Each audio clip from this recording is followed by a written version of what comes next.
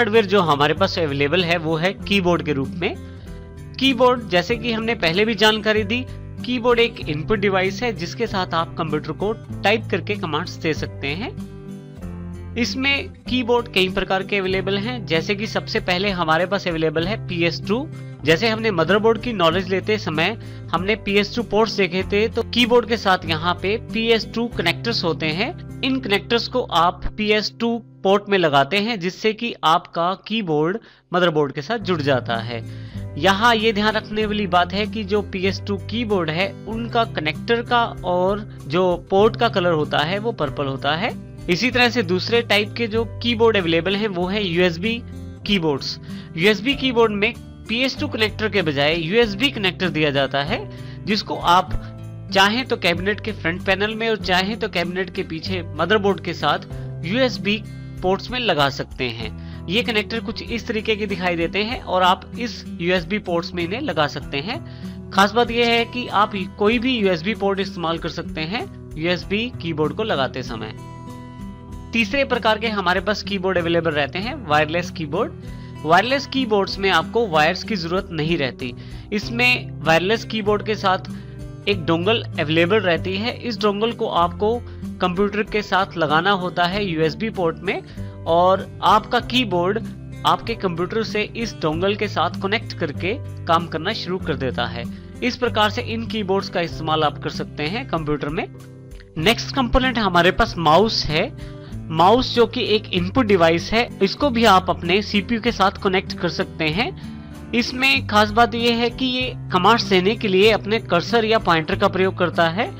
इसमें यदि आप देखें तो 3 तरह के माउस हमारे पास अवेलेबल हैं। सबसे पहले PS2 में सबसे पहले हमारे पास यहाँ पे हरे रंग के कनेक्टर्स होते हैं और बिल्कुल हरे रंग का ही पोर्ट अवेलेबल रहता है आपके मदरबोर्ड के बैक साइड पे।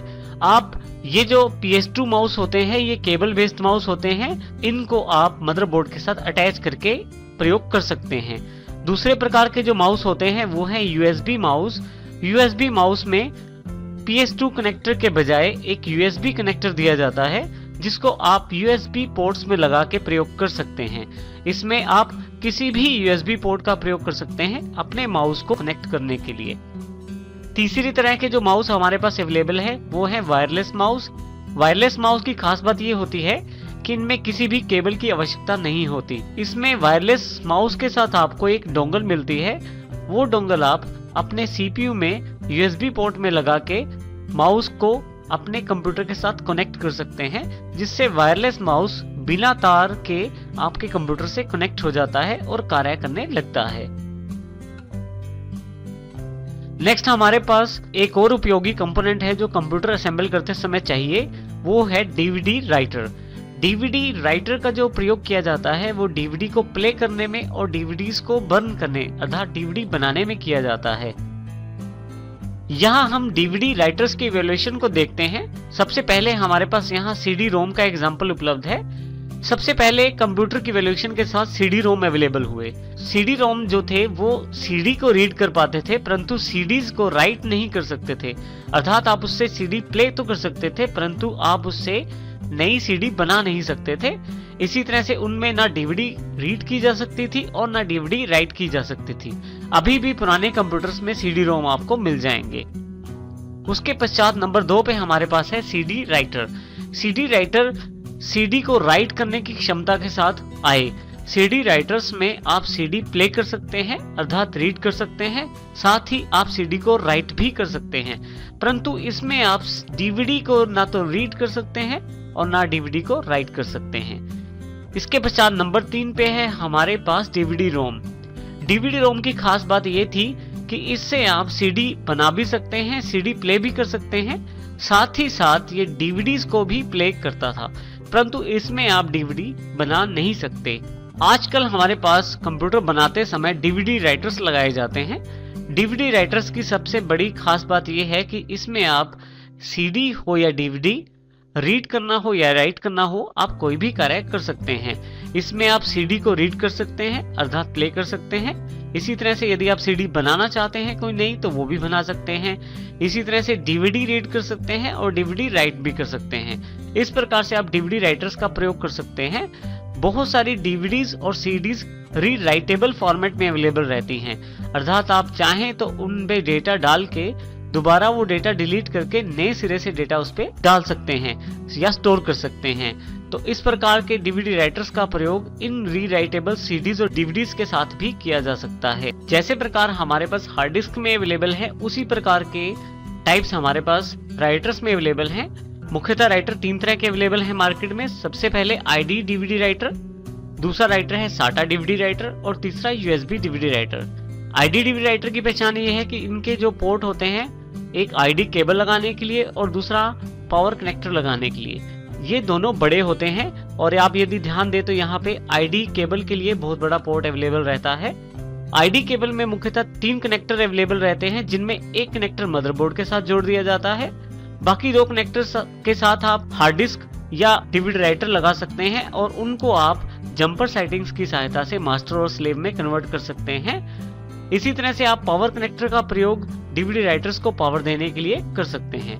दूसरे टाइप के राइटर्स हमारे पास साटा डीवीडी राइटर हैं, जो आजकल अवेलेबल है मार्केट में, जो नई टेक्नोलॉजी के साथ है।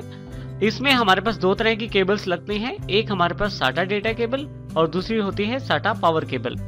यदि आप यहाँ ध्यान दें तो आपके पास 2 पोर्ट रहते हैं, जिसमें एक के साथ आप डेटा केबल अटैच कर सकते हैं और दूसरे के साथ आप पावर केबल अटैच कर सकते हैं। दोनों में यदि आप ध्यान दें तो एल शेप जैसी एक शेप बनी होती है और बिल्कुल ऐसी ही शेप साटा पावर केबल और साटा डेटा केबल में भी अवेलेबल रहती है। आप इन केबल्स को यहाँ अटैच कर सकते हैं। साटा डेटा केबल के 2 सिरे रहते हैं, जिनमें एक राइटर के साथ जुड़ जाता है और दूसरा जो है आप मदरबोर्ड के साथ जोड़ सकते हैं। इसी तरह से पावर देने के लिए बड़े वाला पोर्ट प्रयोग किया जाता है, जिससे राइटर को पावर मिलती है और वो कार्य करता है।